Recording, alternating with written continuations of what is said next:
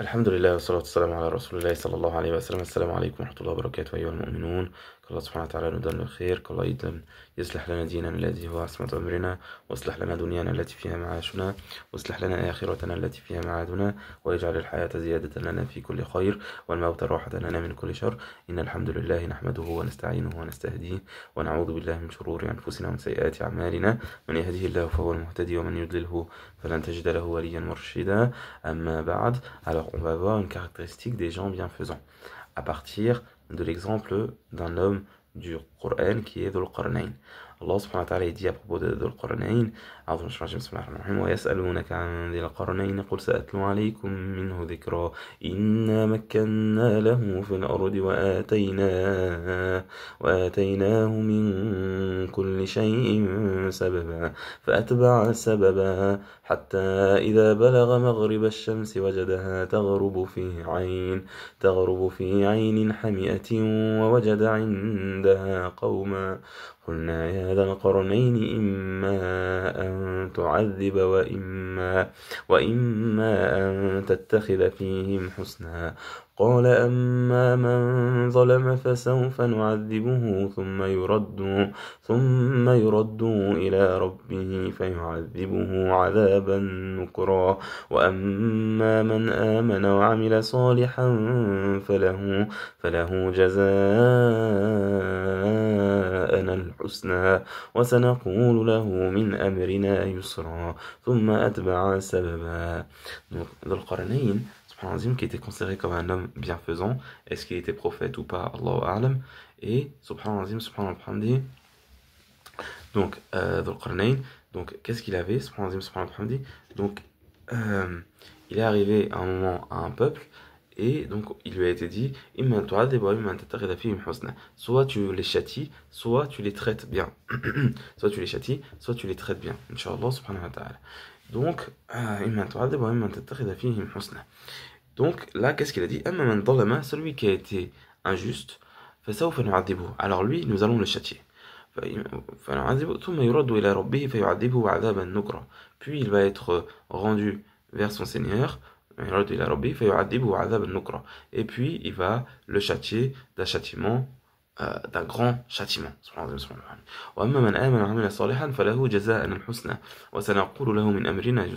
Mais celui qui est bienfaisant et celui qui a cru et qui a fait les bonnes œuvres, alors il aura la grande récompense sur Allah subhanahu wa ta'ala, et nous allons lui faciliter son affaire, ou nous allons lui dire des paroles simples, faciles ou douces, etc. Vous voyez la différence de traitement. Qui est-ce que tu honores? Qu'est-ce que les gens bienfaisants honorent? Et qui est-ce que ils peuvent, pourquoi ils devraient les honorer? Ceux qui sont injustes, pourquoi les honorer? Ceux qui montrent la désobéissance à Allah subhanahu wa ta'ala, pourquoi les honorer? Pourquoi les honorer? Là, ici, dans le Coran, qu'est-ce qu'il dit? Nous allons le châtier. Puis ensuite, en plus de ça, et puis il va être rendu chez son Seigneur, et ensuite son Seigneur aussi va le châtier d'un châtiment dur. Mais celui qui a cru et qui a fait les bonnes œuvres, la foi, être digne de confiance, ne pas voler l'argent des gens, ne pas toucher l'honneur des gens, ne pas injustement, ne pas toucher le sang des gens injustement, quelqu'un de juste, de fiable, une personne de foi, alors il a la plus belle des récompenses. Et lui, on va lui faciliter.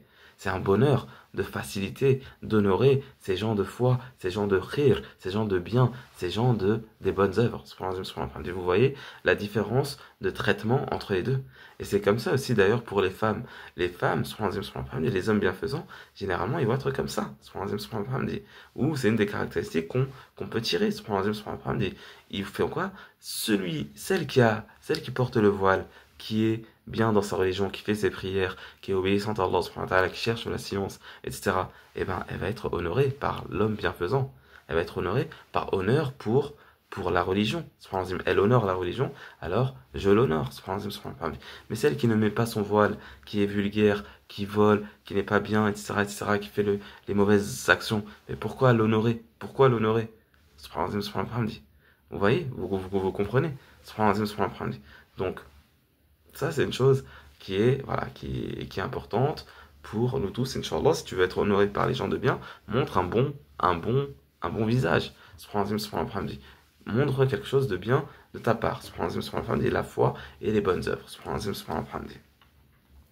Et d'ailleurs, parfois, il y a des gens qui sont honorés, mais par peur. Et ça, c'est parmi les pires des gens. Comme il a dit, sallallahu alayhi wa sallam, dans ce qui est rapporté, dans le hadith qu'on trouve avec un isnad qui était considéré jayyid,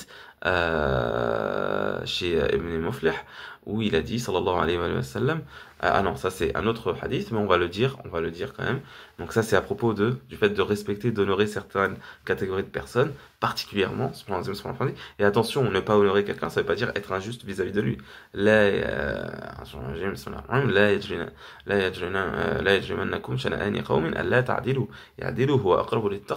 C'est pas parce que tu n'aimes pas quelqu'un qu'il faut que tu sois injuste vis-à-vis de lui, non. Il faut que tu sois juste, ça c'est plus proche de la piété. C'est pas parce que quelqu'un est injuste, il te prête de l'argent, tu lui rends pas, ou bien dans un sens où tu es injuste vis-à-vis de lui. Non, il faut pas être injuste. La justice, le fait de faire preuve de justice et de justesse, c'est quelque chose c'est plus proche de la piété. Inna min ijlalillahi ikrami dhil shaybati lil muslim.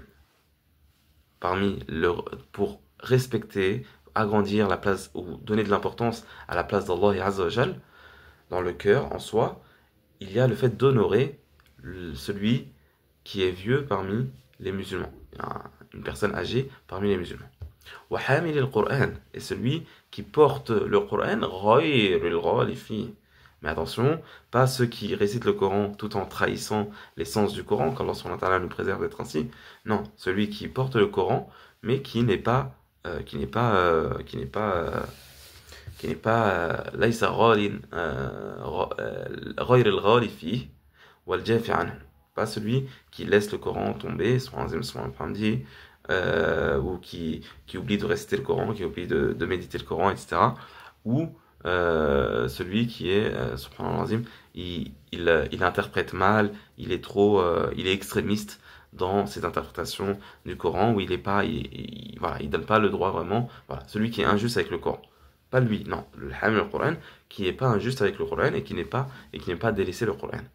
Wa ikram dhil sultan al-muqsit, et celui qui a l'autorité, ou le sultan, qui est droit, qui est juste.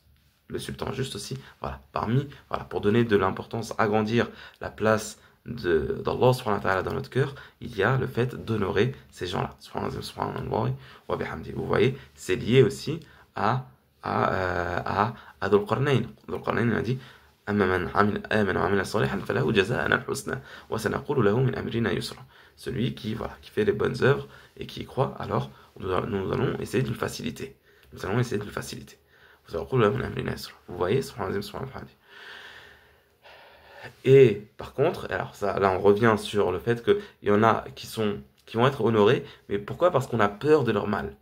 On a peur de leur mal, et eux c'est parmi les pires des gens, comme il a dit dans le hadith qu'on trouve chez Al-Bukhari au 6032 dans Dorar.net, ou aussi chez Muslim au 2591, où il a dit sallallahu alayhi wa sallam, Ya Aisha, inna min shirari an-nas alladhina yukramuna ittiqa'i alsinatihim ou ittiqa'a alsinatihim. Ou Aisha, ou proche de cela. Ou Aisha, parmi les pires des gens, il y a ceux qui sont honorés par peur de leur langue. Honorer une personne parce qu'on a peur de sa langue, ou on a peur de son mal. C'est pas ici le cas. Là, je parle de vraiment honorer quelqu'un avec le cœur, lui donner de l'importance. Donc voilà, l'exemple du bienfaisant Dhul Qarnayn, et l'exemple pour les femmes, si vous voulez avoir un bon mari, etc. Voilà. Comment être pour attirer les bonnes personnes. Bien sûr, il ne faut pas tricher envers les musulmans. Et les hommes, du coup, quand ils se marient, il faut qu'ils trouvent une femme qui ait ces qualités-là, donc qui honore la religion, qui respecte la religion, mais il faut que ce soit véridique, d'accord? Il faut que ce soit véridique. Parfois, il y a un piège, c'est que elle joue un rôle. Et si tu vois qu'elle commence à jouer un rôle, laisse tomber, akhi. Fais attention, parce qu'elle peut te faire très mal.